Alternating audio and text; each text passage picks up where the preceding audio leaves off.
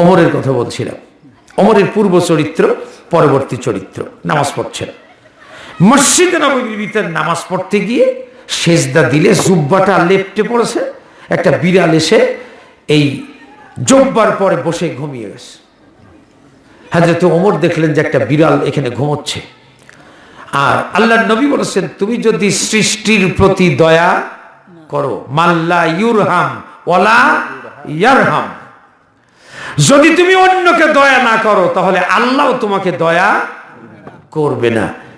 আমাদের মতো মুসল্লি নামাজি যদি হতো, বেবুঝে যদি হতো, তাহলে তারা বিড়ালকে আশ্রয়া পাশ্রয়া জীবন আলু ভর্তা বানানোর অবস্থা করে ফেলতো।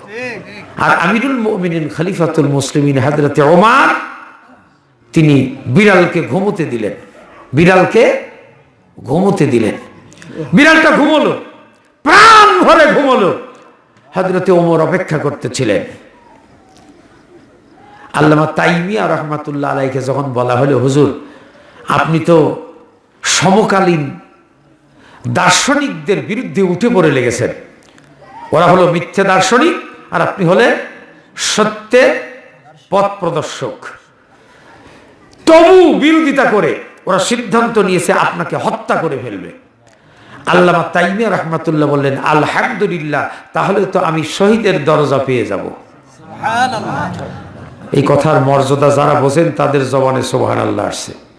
মর্যাদা যারা বোঝেন না তারা ঘর জামের মতো মুখ চুপটি মেরে আছেন।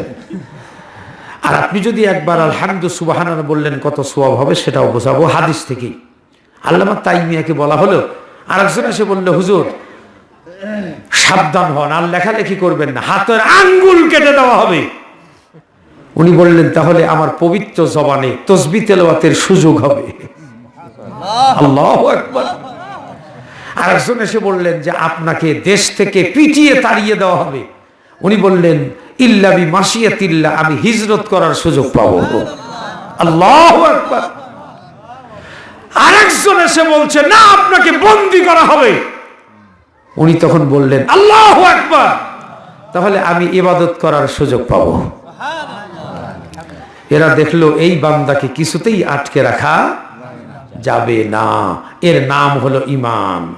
কথা বলেন, এর নাম হলো ঈমান। হাত কেটে দিয়েছে, পা দিয়ে চলে, পা কেটেছে, হাঁটু দিয়ে চলে, উরু কেটে দিয়েছে, গড়ায়া চলে। এই রোদ থামানো যায় না। হয়তো এক ভঙ্গিতে ছিল, সেটা বন্ধ হতে পারে, কিন্তু পরবর্তী আর একটা স্টেপ নেবে যে এভাবে ইসলামকে এগিয়ে নিতে হবে। সে পথ আল্লাহ তাআলা ওখান থেকে তৈরি করে দেন। কিন্তু আবু জাহেলরা গর্তের ভিতর থেকে উঠেও মুহাম্মদকে চিনতে পারে নাই। কেন পারে নাই? কি জন্য পারে নাই? এর মূলে 6টি কারণ রয়েছে। এই 6টি কারণ নিয়ে আমরা একটু আলোচনা করব। তার পূর্বে বলছিলাম, লা তাত্তাবিউন্না সুনানা মান কাবলাকুম, তোমাদের সব চরিত্র চিত্র ওই সমস্ত উম্মতের মতো হবে যাদেরকে আমি কোনো কিরাদাতান খাশিঈন, যাদেরকে আমি শুকর বানর ইত্যাদিতে পরিণত করে দিয়েছিলাম। মুমিনিন ওমর ফারুক ইন্তেকাল করলো। একজন সাহাবী জান্নাতের দরজায় স্বপ্নের ভিতরে দাঁড়িয়ে গেল। হুরিরা বলতেছে, কে গো তুমি এখানে ডিস্টার্ব করো কেন? এটা ওমরের বালাখানা। সুবহানাল্লাহ। জান্নাতুন তাজরি মিন তাহতিহাল আনহার ওয়া যালিকাল ফাউজুল কাবীর। সুবহানাল্লাহ বলবো না? এটাই হলো সেই জান্নাত, এইটাই হলো জান্নাতুল ফেরদাউস। এই জান্নাতের ভিতরে যে বালাখালা গুণী আছে, হযরতে ওমরের জন্য আল্লাহ তাআলা বাজেট করেছে। এই সৌন্দর্যময় জান্নাতটা কেমন হবে? ওয়ালা খাতারা আলা কলবি বাশার, পৃথিবীর কোন মানুষ এটাকে কখনো অঙ্কন করতে পারে না, ধারণা করতে পারে না, এটা সম্পর্কে ভাবতেও পারে না, ভাবনাতেও আসে না।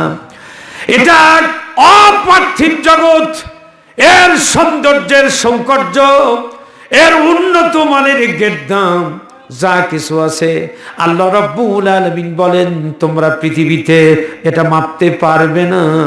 জান্নাতের ভেতরের একটা ডালিম যদি দুনিয়ায় দেওয়া হয়, এক কিতাবের সে 40,000 মানুষ নাস্তা করবে, আর এক কিতাব বলেছে 70,000 মানুষ একটা ডালিম দিয়া খাইয়া পেট ভরবে। বরকত তো বোঝে না মানুষ, আসলে মানুষ খালি খোঁজে হলো 2 নম্বর। কয় নম্বর? কথা কর না কেন? লা তাত্তাবিউন্না সুনানা মিন ক্বাবলিকুম। হযরত ওমর ছিলেন এত মারাত্মক, ওই এলাকার কোন মহিলা ওমরের নাম শুনলে জঙ্গলের ভিতরে পলাইতো।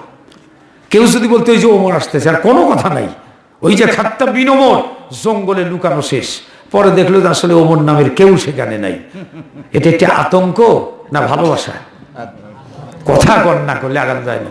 আতঙ্ক না ভালোবাসা? এটা শ্রদ্ধা না ভয়? ওমরকে করে নাম বললেই ভয় করত। আর সে ওমর আজকে একটা বিড়ালকে জায়গা দিয়ে, এক সাহাবী দেখে স্বপ্নের ভেতরে, হরিরা বলছে এটা ওমরের বালাখানা, তোমার এখানে কোনো কাজ নেই, চলে যাও, এটা দুনিয়ার জায়গা না যে ভিক্ষা চাবা। লোকটি বলছে ভাই সত্যি ওমরের খুবই প্রয়োজন আমার। আমিরুল মুমিন বলছে কে গো? বললো আমি অমুক। বললো হে ভাই তুমি দাঁড়াও, আমি কথা বলছি। বলছে আমি কোনো কথা বলতে চাই না, তুমি কোন আমল করে এই বালাখানা পেয়েছো? উনি বললেন যে কোন আমল আল্লাহর কাছে কবুল হইছে জানি না, তবে ওই বিড়ালটাকে যে একটা আশ্রয় দিয়েছিলাম, আল্লাহ এত পছন্দ করেছে, রহম করিয়া গোটা বাড়িটাই আমাকে ছাড়িয়ে দিছে। আরো জোরে বলেন আল্লাহু আকবার। এরকম ধৈর্য কি আমাদের আছে?